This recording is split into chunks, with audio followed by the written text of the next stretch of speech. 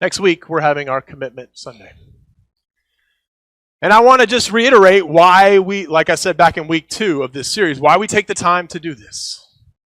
First, it's the practical reason. It makes sense. It will help our treasurer and our bookkeeper make a budget for 2024 so that we can be responsible for the resources that God has provided us. We can get excited about new things like new ministries. And if we're in a time of harvest, we can put more effort and energy in hiring and volunteering to these new edges of growth in the church.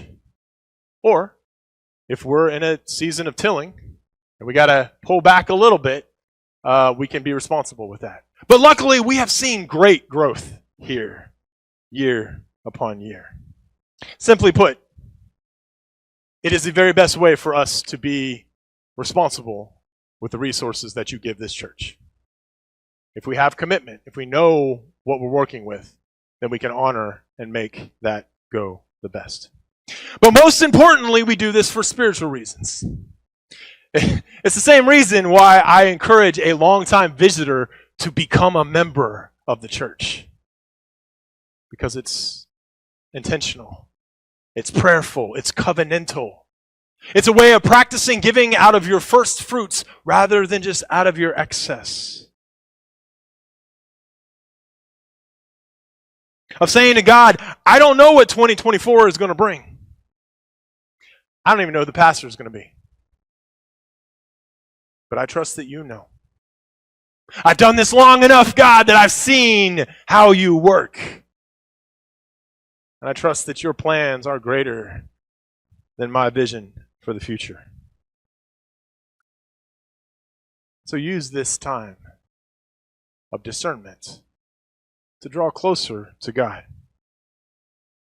laying a foundation for the future. Biblically speaking, how much or how little you give of your money or your time does not determine how generous your heart is. Remember, a widow can give more out of her poverty than the rich can give out of their excess. A small but mighty church can do a lot of things for the kingdom. Whereas a megachurch, if they stay within their own walls, is not really getting a whole lot done. And that story about the widow is not just a nice story that we tell people who can't give that much to make them feel better about their tithe. No, there is an important spiritual truth here.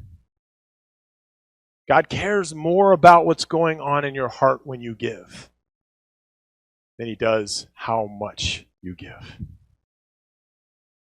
God doesn't want us to give out of obligation, but out of joy. Because God cares more about what's going on within you than the practical reason for giving. Have you ever noticed that when you do something out of obligation, it kind of sucks all the love out of it?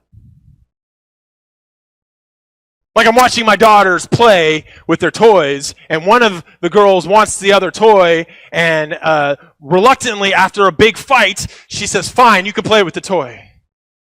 Well, the other daughter doesn't want to play at all anymore. Or when your spouse asks you to go to IKEA.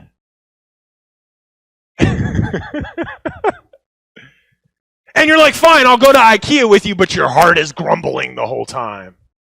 You're moping, you're hanging back, you're like, oh, I just want to go home.